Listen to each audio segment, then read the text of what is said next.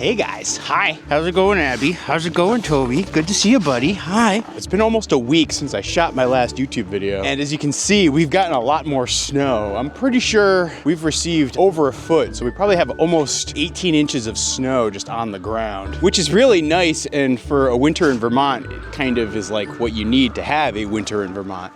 So I'm very happy about that. But really, as I've set this farm up, one of the things I've tried to do is really make sure that our farm is built for winter. And one of the ways that I do that is making sure that I have chickens that are built for winter as well. Come on, let's go inside.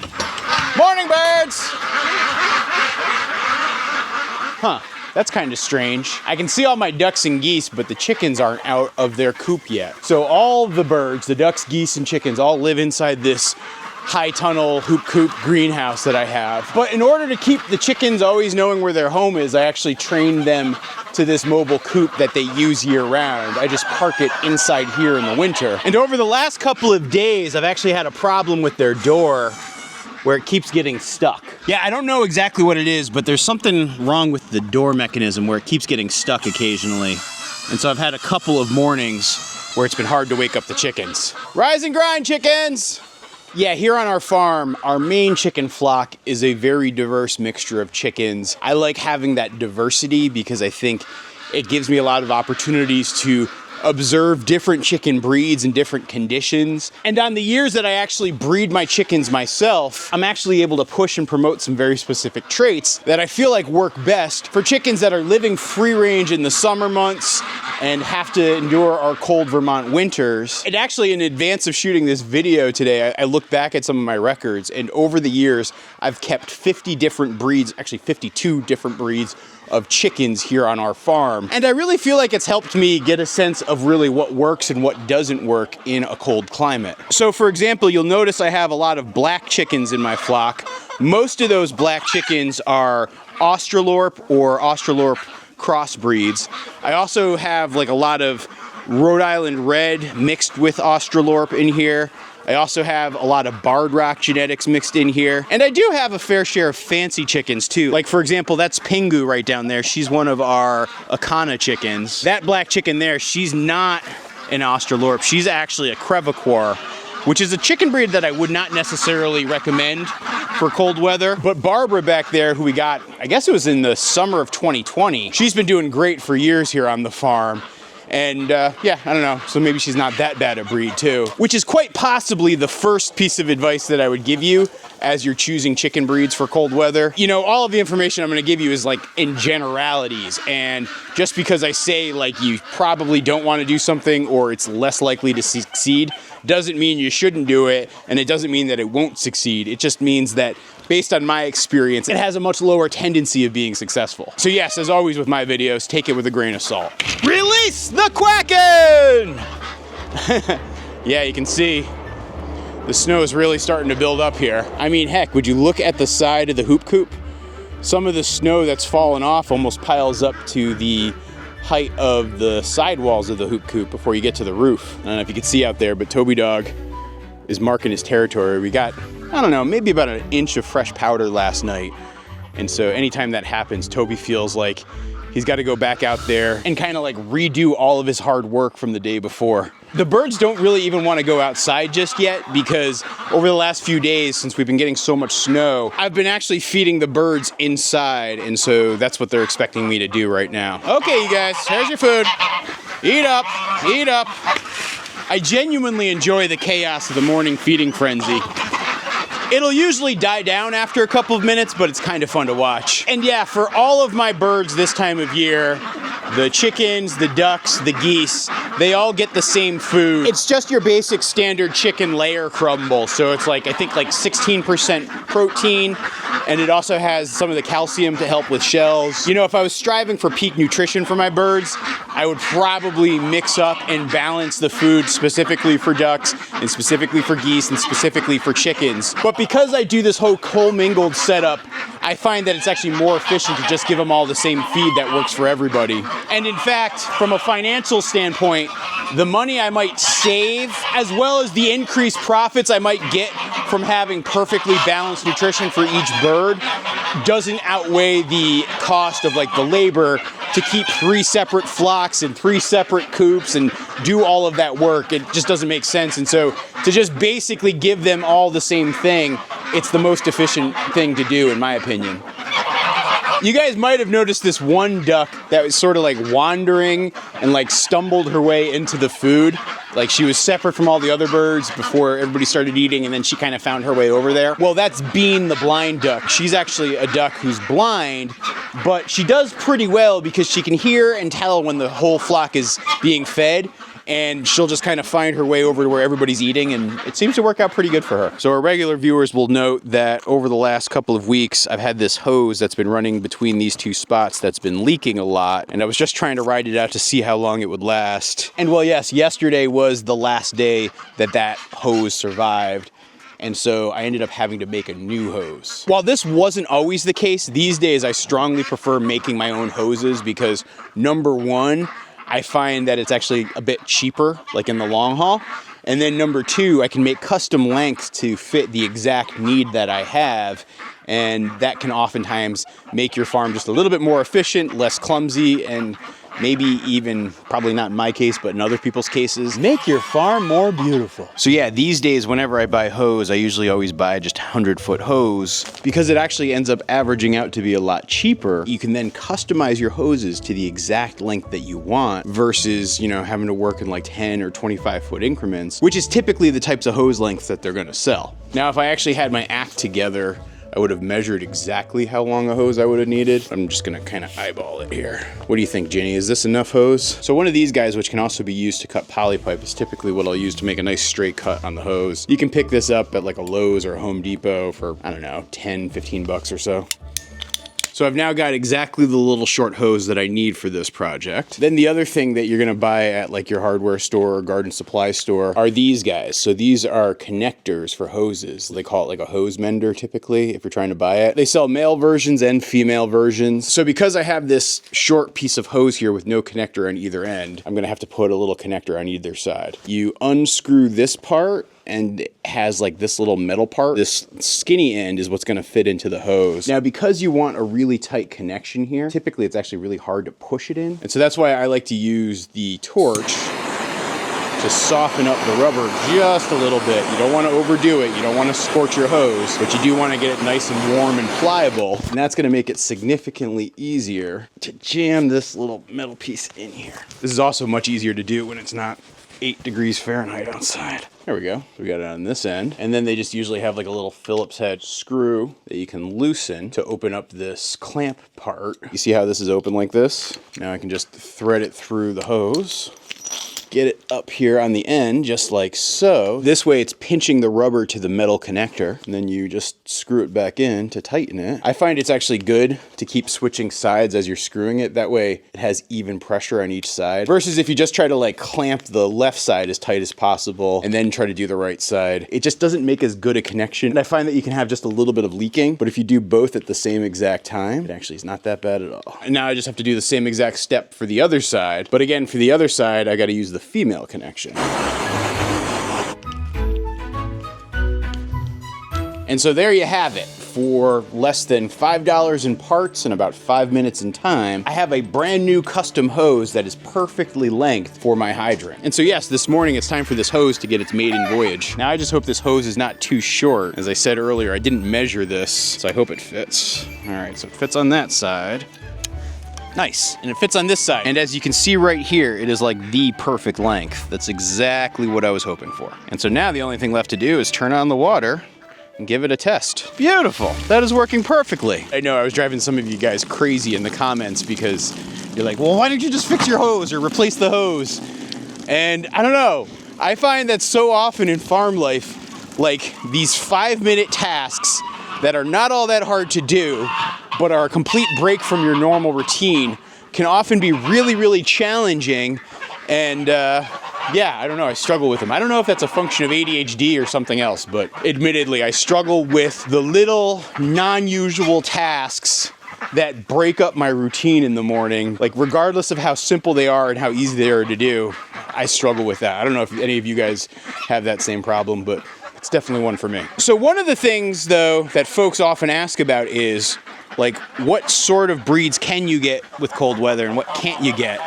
And honestly, the biggest problem I've found with certain breeds is that their combs are really big. And if they have a big comb, that can actually make for some challenges when it comes to being in cold weather. So when I talk about comb, what I'm talking about is, you see the skin, like the red skin on this chicken's head? See how she has very little of that skin? In my experience, the less of that comb skin that a chicken breed has, generally speaking, the better they're gonna do in the cold weather. Because one of the biggest problems I've traditionally had with my birds in cold weather is that they can get frostbite. And so I strongly avoid any of those breeds that have what are known as like rose combs or bud combs, where there's lots of extra skin and it's really big and it's really prominent. And particularly with the hens, I try to find breeds that have smaller combs. And so that's partially why I shy away from breeds like a leghorn, and I lean more into breeds like Rhode Island Reds or Barred Rocks or Australorps, or this girl right here who's actually a Bielenfelder, which is a really great dual-purpose breed of bird. And you know, if you're looking for both meat and eggs, I strongly recommend looking into the Bielenfelder. They do everything pretty good, and they're very good at free-ranging, and they're also very good in the cold weather. It's actually relatively easy to find hens that have small combs, but it can be hard when it comes to roosters and small combs. And pretty much the only time I've ever had frostbite for my chickens has happened to the roosters, and it's always just a little bit of frostbite on their combs. Like you can even see on my new rooster, Beetlejuice, who came to the farm this fall, he actually has just a little bit of frostbite. It's not bad, he'll be fine, but that's why I really do emphasize the less comb you have, the better off you are with your chicken breed. All right, it looks like the water troughs have all filled up. We disconnect this. And now what's nice about these hoses, and this is why I do this hose specifically this way, I can just disconnect it really quick, drain it, and then reconnect it, and now my water won't be frozen for tomorrow. You know, the other thing that I'll typically feed my chickens is I'll go through and we'll take a lot of our kitchen scraps and we'll just put them in a bowl like this, and then basically each morning after I give them their feed and while I'm doing their chores, I'll give the chickens all the scraps. It's probably their favorite thing to eat, and it's my favorite thing to watch. All right, chickens, you got a good assortment today.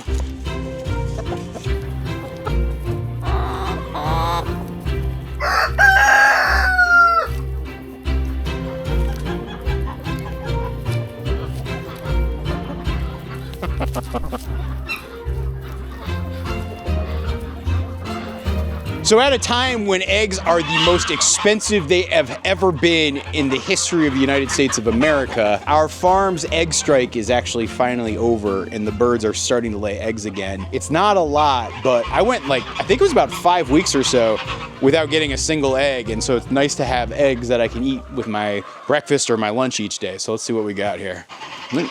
There we go. 2, 3, 4. So we got 4 so far this morning, and I have a ceramic egg that I usually leave like right over there that like kind of teaches the chickens where they need to lay. Some of the chickens I have laying right now are laying for the first time. In fact, just a minute ago I noticed that, yeah, there it is. One of the gals just dropped an egg. Actually, this one is still even warm. I can feel it. This is probably one of the first eggs one of these chickens has laid, and she still doesn't quite know where she's supposed to put it. And so I'm trying to train them to the nesting boxes. Probably in the next couple of weeks, I'm gonna actually do some updates and modifications to the chicken coop, and I'm gonna build a new proper rollaway nesting box inside that coop. You know, if you're having trouble getting your birds to lay eggs right now, here is one trick that I don't know if it's like scientifically proven to work or if it's just like an old farmer's myth. Because the most important factor for whether or not your chickens are laying eggs, or really any of your birds, is going to be driven by daylight. In the month of February, I think our farm gains about 75 minutes of daylight, and so because we're getting that much more daylight, that's when your laying activity starts to ramp up, particularly after it tapers off in like November and December. But beyond daylight, the other thing that I found that I think has some sort of impact is actually I will start to supplement my birds' feed in like the February months by giving them things like black soldier fly larvae or mealworms or other sorts of like insect proteins. And I had this mythical belief that adding things that are really high in protein also sort of helps kickstart the egg laying within the chickens. And so this time of year, it is something I like to supplement my birds' feed with. I won't do it in the summer months, obviously, because they're actually out on pasture and they're getting these things naturally. But most bugs in Vermont in February are very hard to come by. Come here, chickens. Got some feed for you. Oh, you guys like that stuff, I know it. It's also really good for the ducks too, but the chickens tend to outcompete the ducks for it.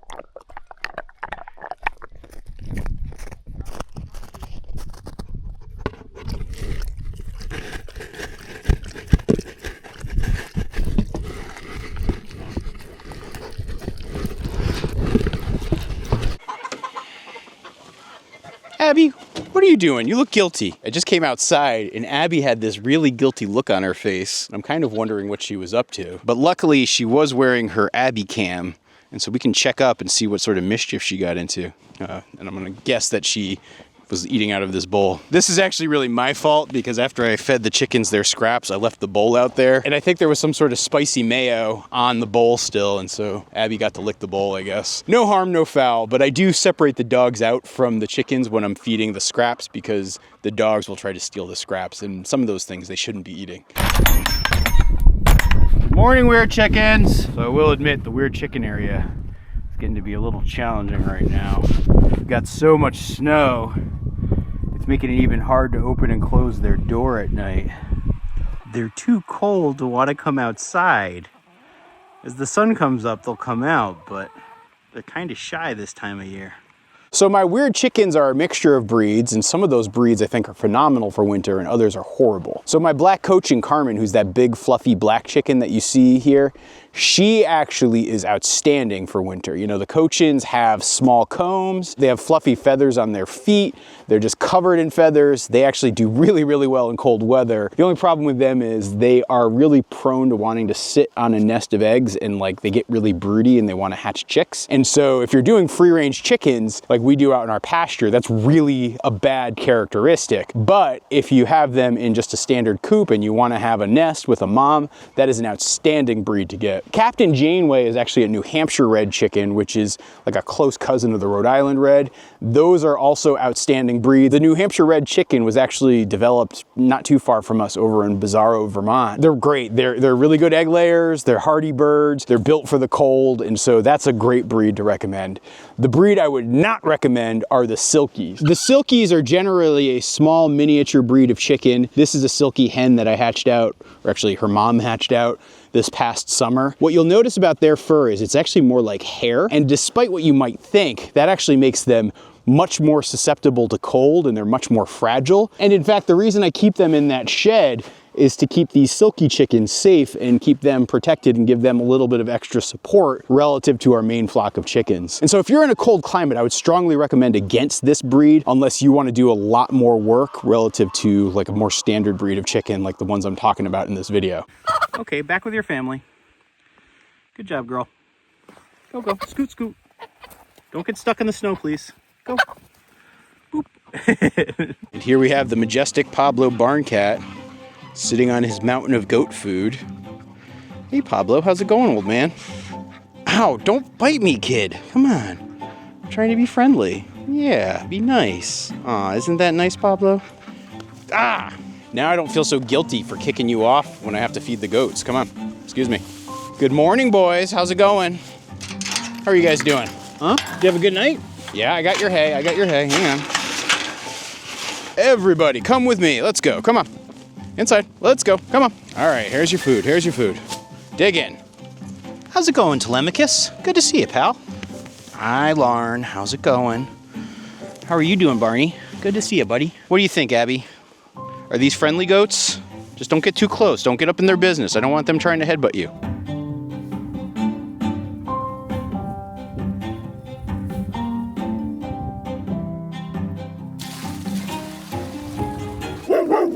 What's out there, guys? Something really got your attention. What's up? I'm pretty sure that was just my neighbors walking by. But it's always funny when the dogs go into like full-on guard mode after being so silly and goofy. They do take their job very seriously at times. Which is probably another important thing to comment on. Basically, when you have birds, like ducks or chickens in particular, you're gonna need to always think about security. And in the winter months, security looks a little different than in the summer months, but being able to protect against weasels and foxes and coyotes is gonna be important if you wanna keep your birds safe. And so the main predator deterrent that we use on our farm are our 2 large white farm dogs. A lot of people think they're Great Pyrenees. They're actually not Great Pyrenees. They're Maremas, which is like the Italian cousin of the French Great Pyrenees. You know, a lot of times when people are starting to own animals for the first time, they can sometimes go too overboard with breed. But I also think there's the risk of not doing enough research too. Particularly if you're owning animals for the first time, I recommend trying to work with breeds that are built for your climate and setting. So like if you're in a hotter climate, like say Arizona, you should probably disregard a lot of the stuff I'm saying here. But if you're in Minnesota, I think my advice is pretty applicable. And honestly, the same thing goes for really anything, whether it's dogs, like I have the Maremma sheepdogs, which is what Toby Dog and Abby are, and they're really well suited for our cold climate. Our cattle, like this Charlet, whose name is Astrid. Hey Astrid, how's it going? Can you say hi to me? No? Yeah, you're still giving me the cold shoulder? Fair enough. We also have Scottish Highlands that I'll show you in the back there. Like those are also breeds of animal that are suited well for here. And so then like when it comes to like, for example, the cattle, I don't have some of those breeds that are like really good and have African genetics because that's not the climate we're in. What I'm looking for are good cold hardy beasts, particularly good cold hardy beasts that I can have live outdoors. And so that's definitely what drove some of my breed choices here on the farm. Out of the way, Astrid. Got to de-ice the all water trough here.